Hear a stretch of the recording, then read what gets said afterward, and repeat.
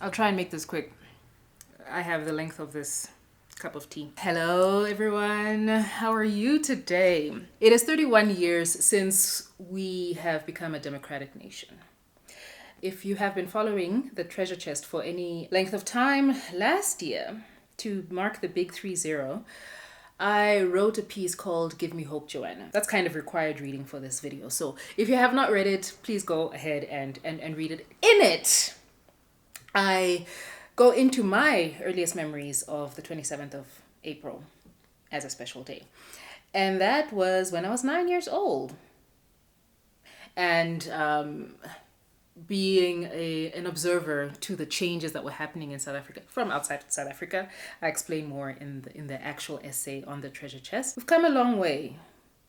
At the time that I wrote it, we were preparing for our 7th democratic election, which we have subsequently had, as we are now in 2025, and we are now in the, I'd say, new reality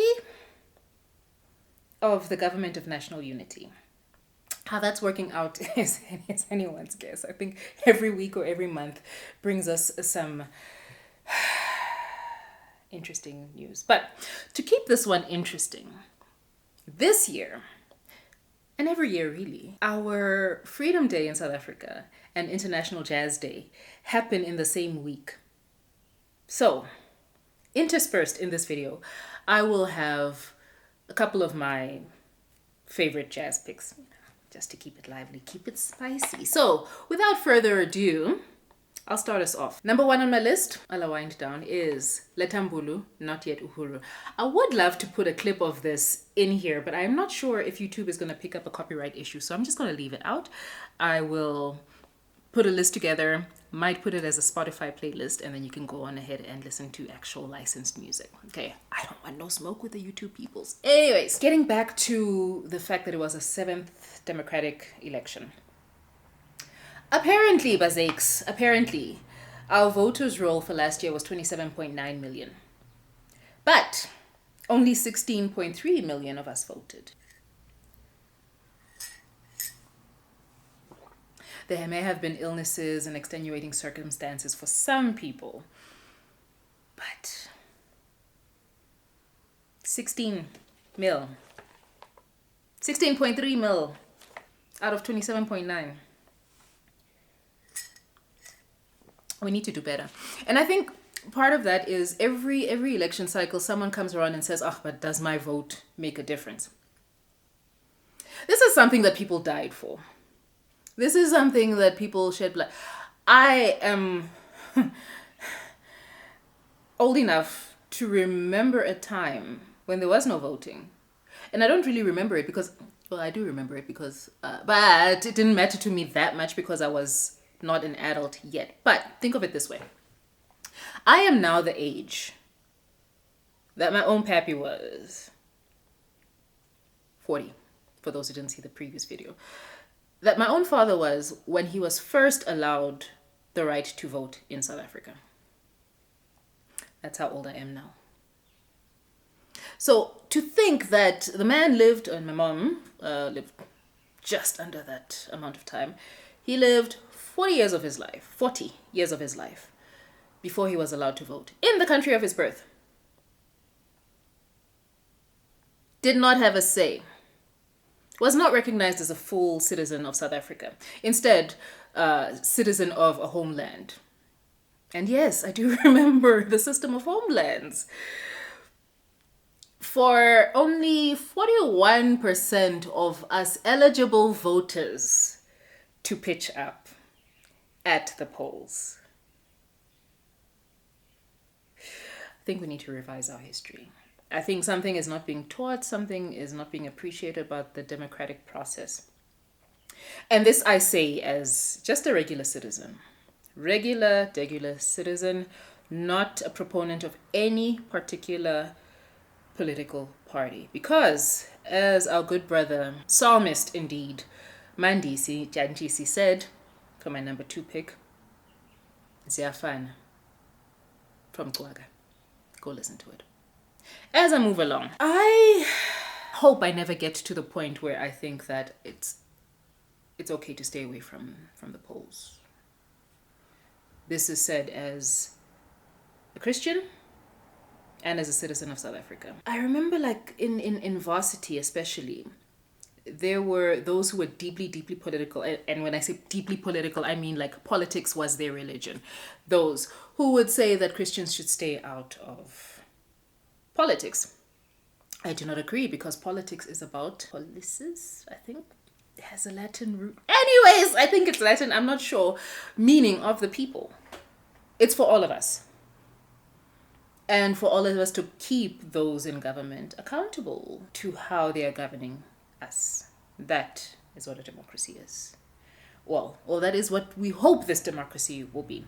Of course, we know that it's heavily party political, and again, I'm not going to get into that because, again, I'm not a proponent of any particular party. None. Don't mind the raid in the background.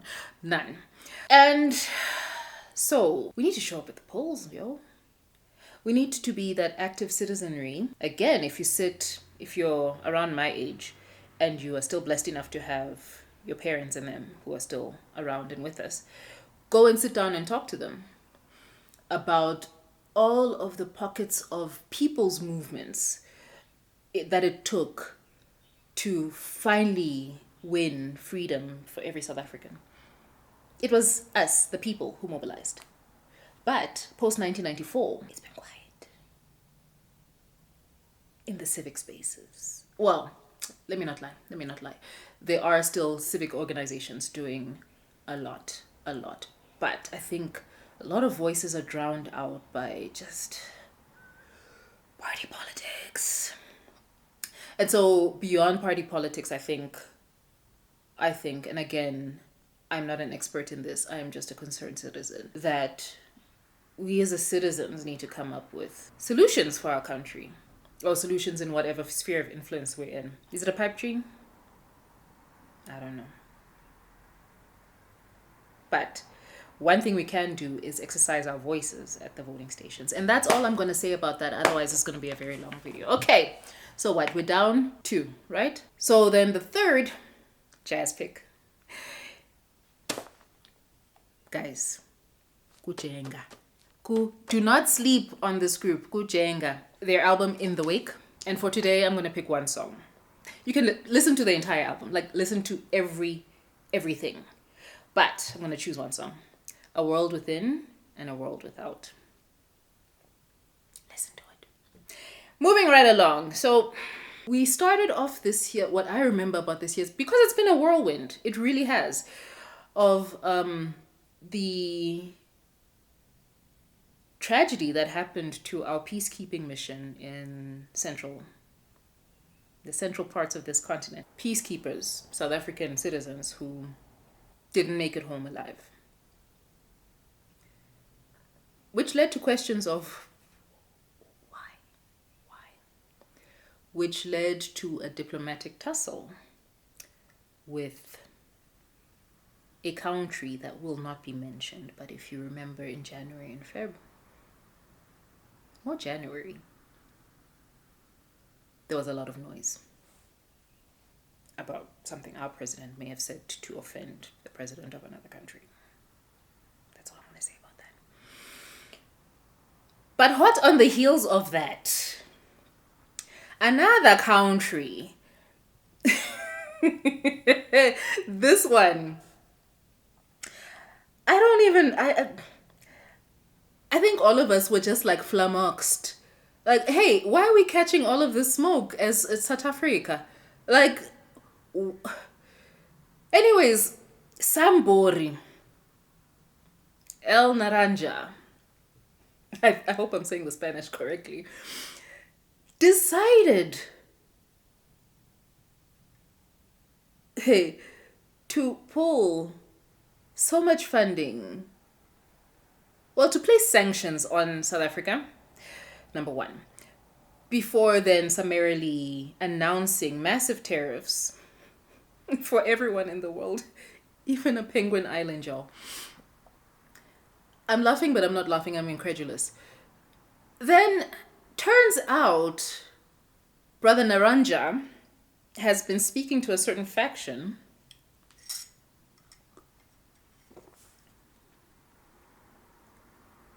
who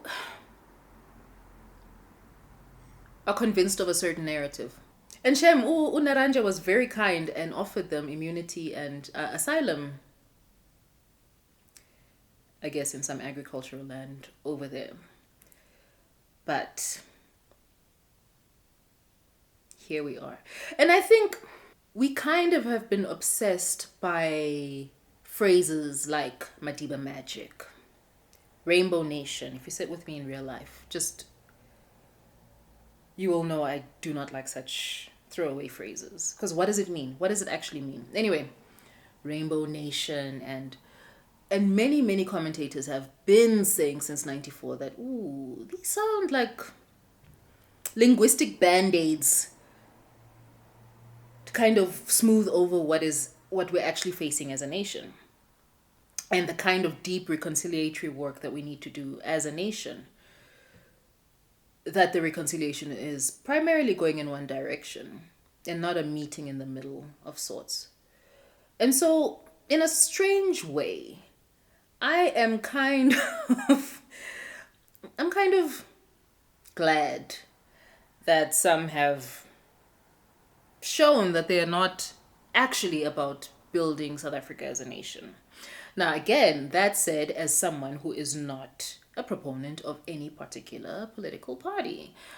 But we do need a way forward somehow. We do need a vision. We do need us as South Africa working towards a common goal. So, number one, fine. There are those who don't want to be in this fight. Put up your hands and show yourselves. We still believe in South Africa.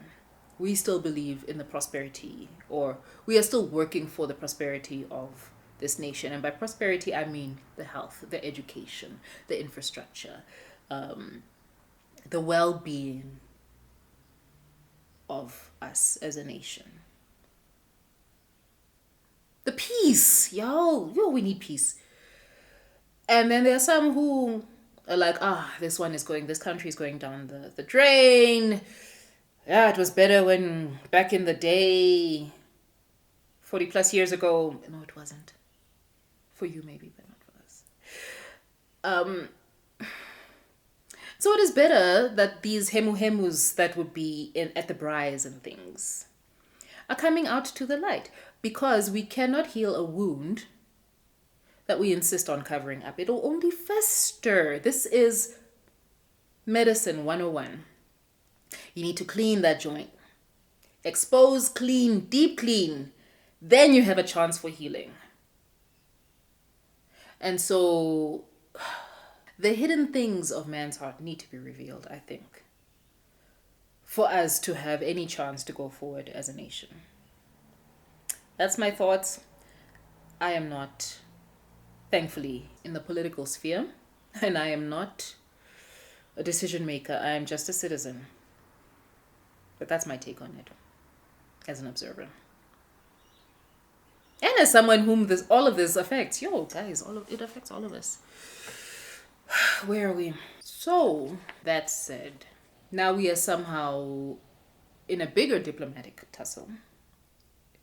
And then getting to one big area in my particular field of interest in my day job is how the Naranja's policies are affecting the healthcare sector in South Africa. From the first democratic government, the country has been involved in funding programs, and especially when it comes to HIV/AIDS care. And now all of those that have been in the country for more than 25 years, or programs that have been going, and antiretroviral rollouts that have been going for more than 25 years. Amongst other things, it wasn't just HIV/AIDS or TB research and treatment. It was also cancer research and treatment. And there's a lot. The extent of which, again, average citizen does not really know. So now the health of our people is at stake. And so the casualties of that spreading stories mission is that those who have had steady healthcare for their chronic conditions are now at risk of losing all of that. And that will set us back a few years. However, the hope is this. I don't know if you know, but South Africa is a thriving research space. And so we do have the minds, scientific minds, to have the solutions for ourselves in South Africa and for the African continent. I don't know what the next few decades will look like. We've got the manpower here. My hope and my prayer is that we will stand on our own feet, health-wise. And that we will start as a continent being self-sufficient. That's my hope. The alternative is death for millions. But my hope is that we'll get it together. And this forced severance of that donor-recipient relationship, if I may call it that, is that South Africa and Africa as a whole comes out stronger. Is that a pipe dream? Dare I hope? Can I hope? Can we hope? I think the biggest hope that I actually have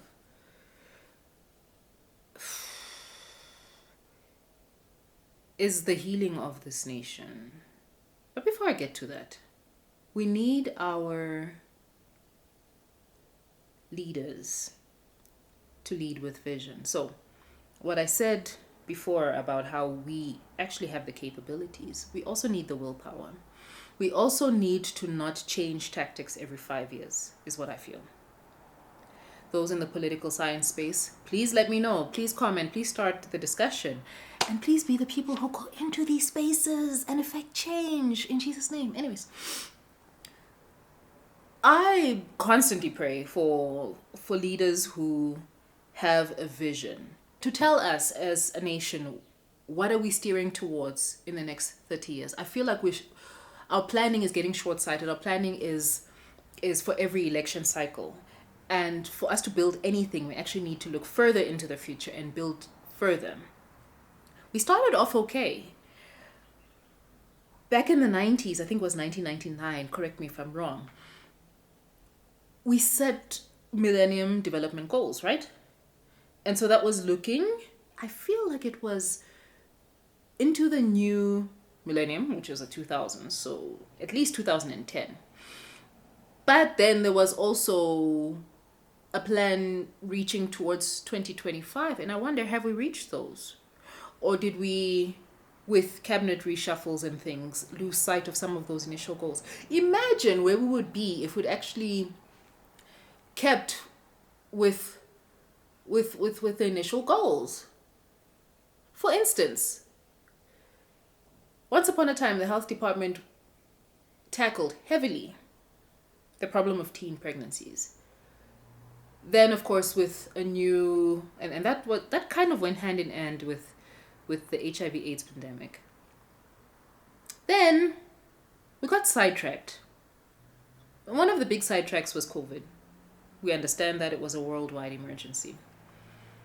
In that time, though, somehow there was less messaging preventing teen pregnancies, and now we have a resurgence, a slight blip upwards towards teen pregnancies.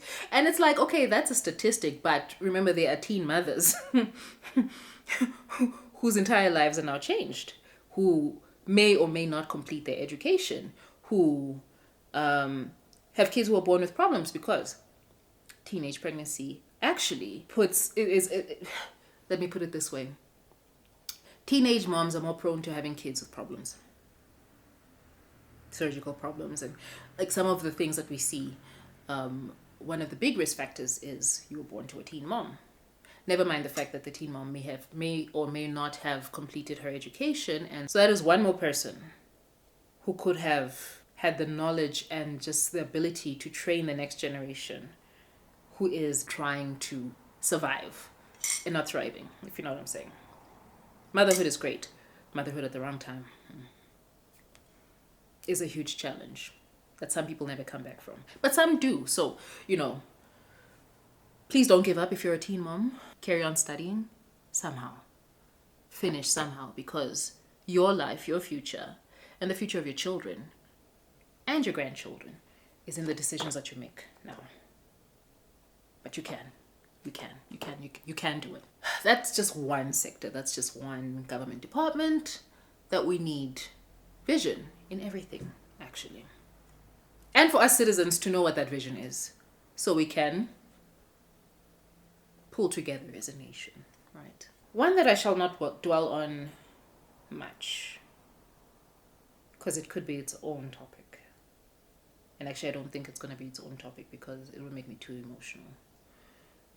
But I pray for the healing of us as a nation, individuals. Yes, we have a lot of challenges with infrastructure. Yes, we have a lot of challenges with health. Yes, we have a lot of challenges with economics. But also,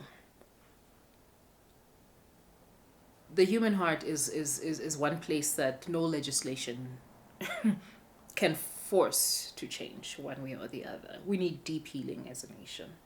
Deep individual healing. My tea is almost cold.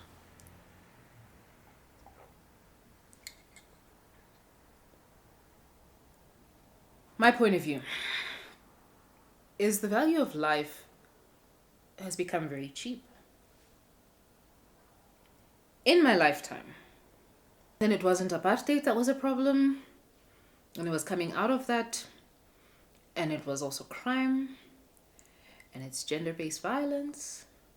From my point of view, the way that disregard for human life manifests, or the way I notice it the most, is the fact that from the cradle to the grave, every woman in South Africa lives in fear.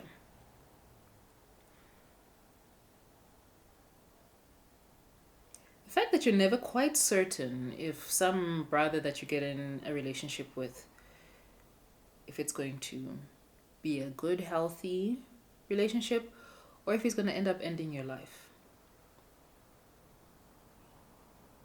Because because he's got issues within himself. And the fact that this is the reality and is when will it stop? When can we breathe? When will we heal as a nation? I think in the interpersonal relationships, again, me, observer, never actually having been in one. That's not a flex, it's just the reality of my life. But, I've got that Paul anointing. As a student of human nature, silent student, are we using our fellow very flawed humans to try and heal something that only the Lord can heal? Because can I speak with my brothers a little bit? I might cut this out. But you need to be whole. We all need to be whole in a relationship. There's no such thing as someone who completes you, is my belief. The only one who completes us is the Lord Jesus. Now, I think I'm being happy clappy. But then what happens if you get into a relationship with someone else who's looking to be completed? You are looking to be completed by them. They're looking to be completed by you. And both of y'all don't. No completing happens. And they're human. Or they have an opinion. Lord forbid. Or they think, you know what, this is not working. Which is fair. Some things just do not work in life. And then boom, boom. Now you've like, okay, well, if I can't have you, no one else can. Make it make sense.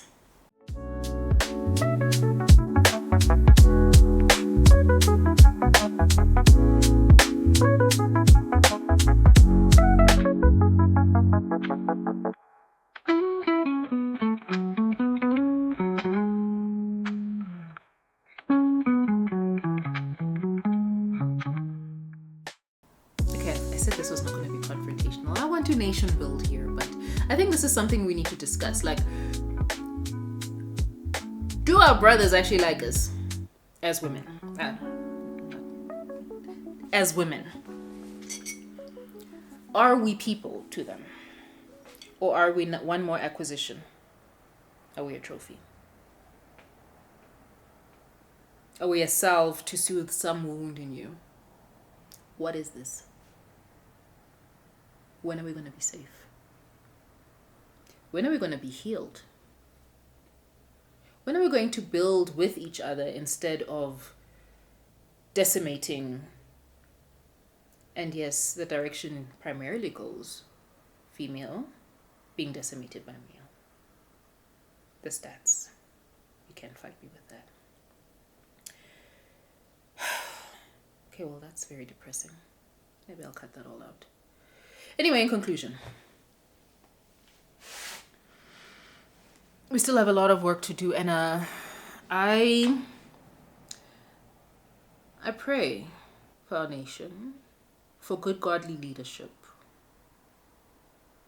for leadership with a vision, for a civil service that works for the people, that cares for the people in all sectors: policing, health, politics, everything. I pray for our healing as individuals in this nation, for the revival of what is dead within all of us. Now, my belief is that revival is found in the Lord. And so, if you're reading or watching this video essay, I hope, like me, you'll keep praying for this nation and our leaders. It's in the Bible. And that we will keep looking for ways to serve this country wherever we are, and to be an active civil society in as many ways as we can find. Yeah. My final pick, I guess that makes number 4. So not your traditional wind down, but my last pick, jazz pick for today, back to Mandisi Chantis. And it is Mabapile. May we be well. Listen to that whole song. It's a prayer. If you don't understand it's Xhosa, then get a Xhosa friend to translate for you. But that's how I'm going to sign it out. I've already spoken much longer. And my tea is cold! Anyway, that's a tea, sis. So, you'll find me either on these YouTube streets or at www.thetreasurechest.blog. Until we next chat again, leave a comment, join this conversation. Okay, bye. Peace.